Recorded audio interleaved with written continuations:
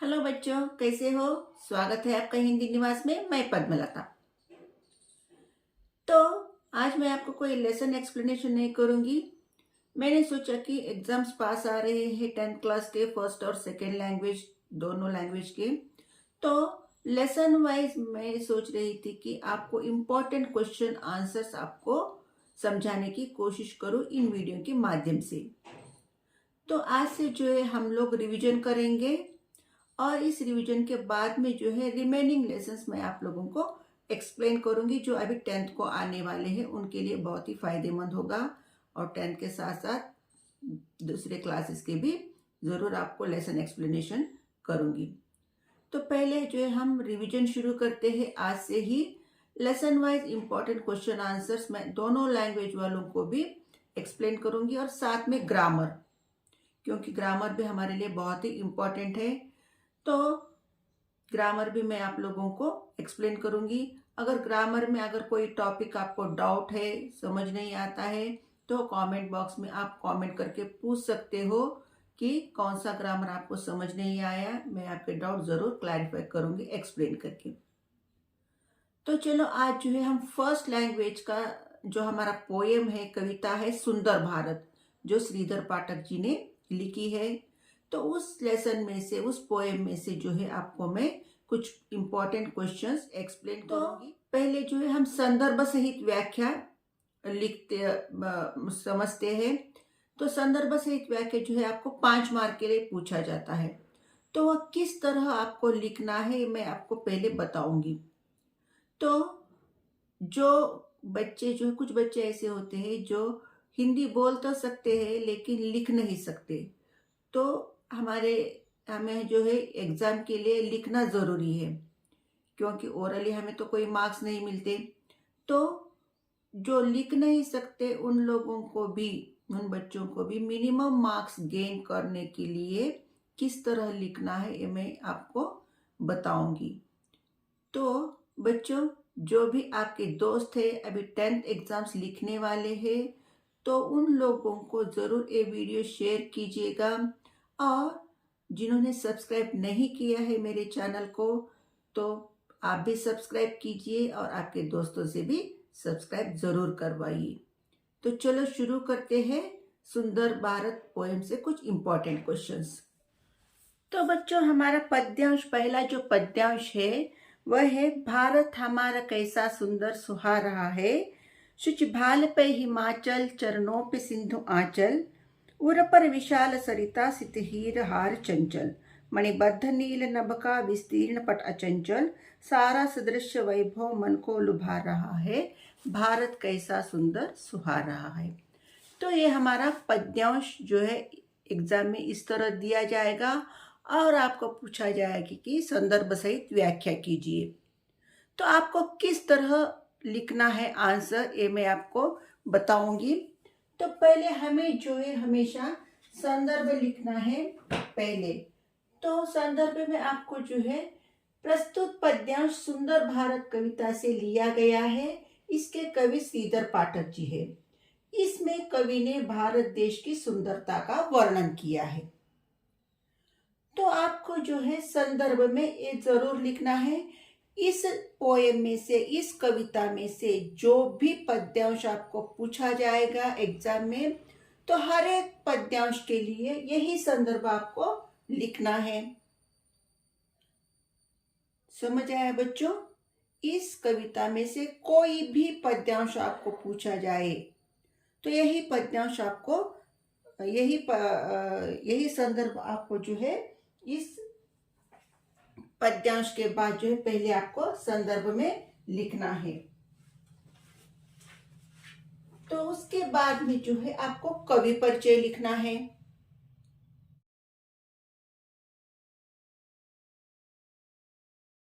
तो देखिए, कवि परिचय में श्रीधर पाठक जी का जन्म 11 जनवरी 1859 को जौंधरी नामक गांव में हुआ।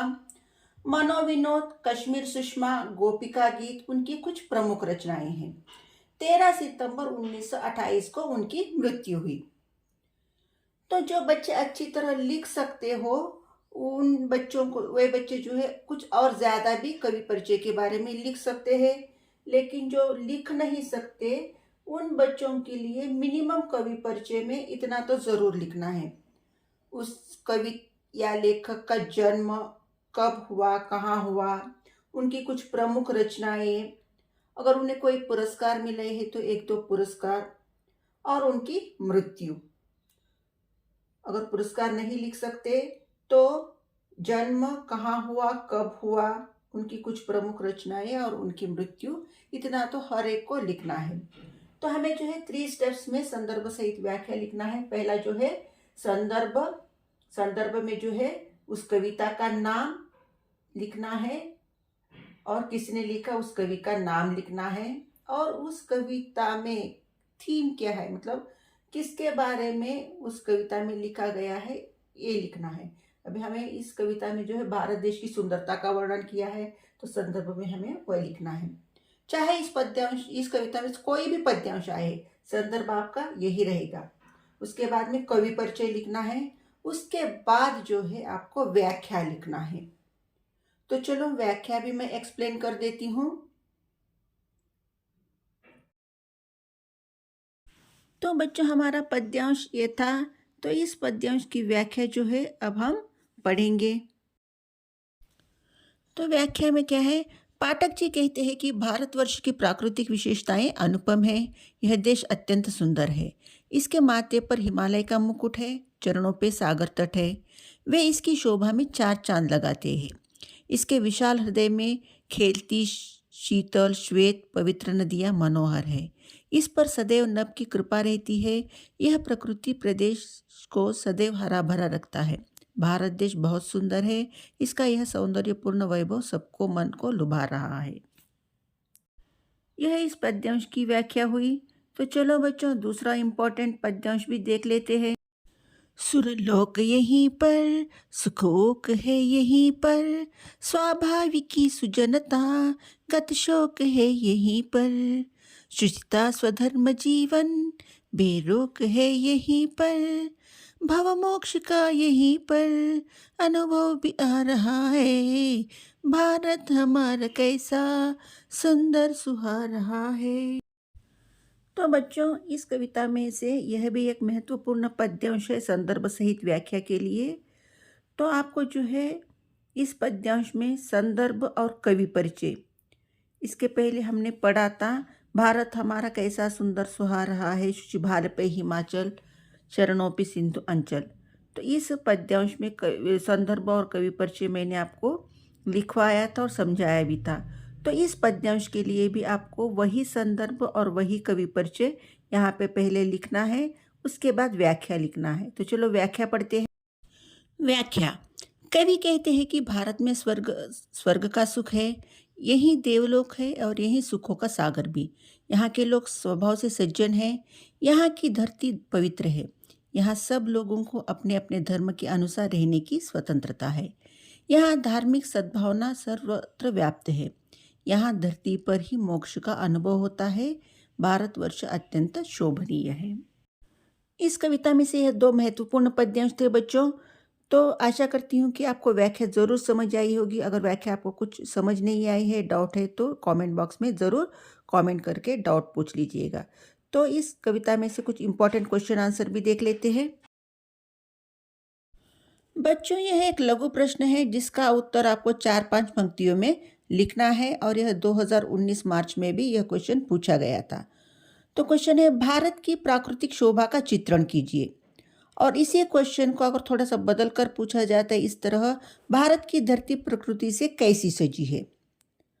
तो आपको उत्तर लिखने से पहले आपको जो है यह प्रश्न सुंदर भारत कविता से ली गई है, इसके कवि श्रीधर पाठक जी है, इस तरह पहले ज़रूर लिखना है, चाहे वह लघु प्रश्न हो या दीर्घ प्रश्न। आपको अगर आंसर मालूम नहीं है, आंसर नहीं लिख सकते हो, तो आप इस क्वेश्चन को पढ़कर आप कवि का नाम और कविता का नाम लिखोगे तो आधा मार्क तो ज़रूर मिल जाएगा।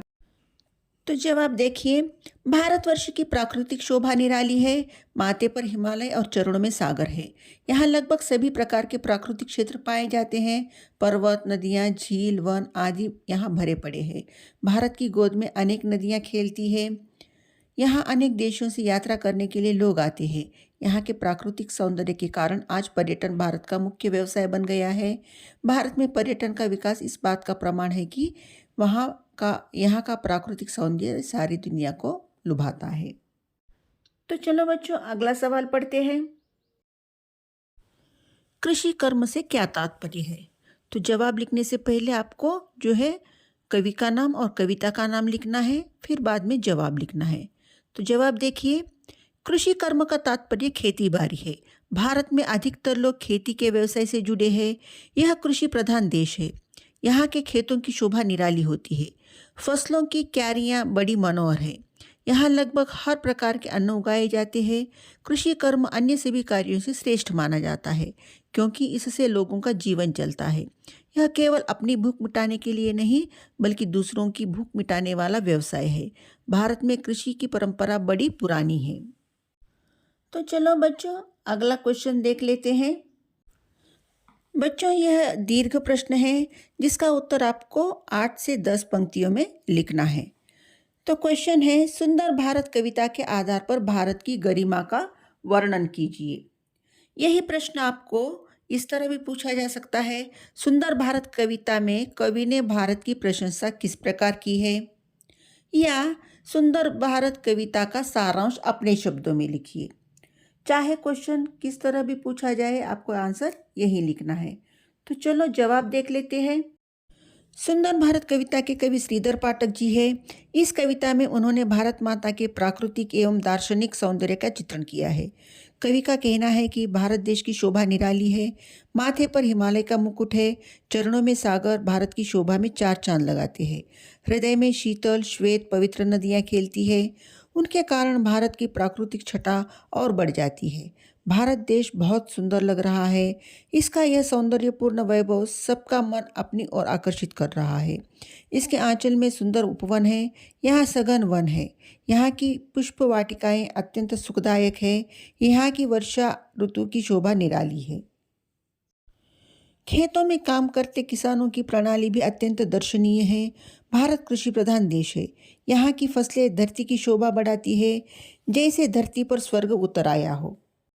कवि कहते हैं कि यही देवलोक है और यही सुखों का सागर भी। यहाँ के लोग बड़े सज्जन हैं। यहाँ की प्रकृति की स्वाभाविक सुंदरता सबके मन को हरती है। भारत भूमि पवित्र है। यह धर्मनिरपेक्ष देश है। यहाँ सब लोगों को अपने अपने धर्म के अनुसार रहने की स्वतंत्रता है। यहाँ की प्राकृतिक शोभा अत्यंत सुखदायक है। यहाँ धरती पर ही मोक्ष प्राप्ति का अनुभव किया जा सकता है। भारत भूमि अनेक लोगों व अनेक देशों के जीवन का आधार है। मैं इसकी बार बार वंदना करता हूँ। तो बच्चों, ये था हमारा दीर्घ प्रश्न। तो जो बच्चे लिख नहीं सकते उन लोगों को लघु प्रश्न और संदर्भ सहित व्याख्या कीजिए में आपको संदर्भ और व्याख्या तो ज़रूर प्रैक्टिस करनी है, ताकि आप अच्छे मार्क्स ला सको। तो ये था हमारा पहला लेसन का रिवीजन। तो नेक्स्ट वीडियो में फिर दूसरे टॉपिक के साथ मिलते हैं बच्चों। तब तक के लिए धन्यवाद।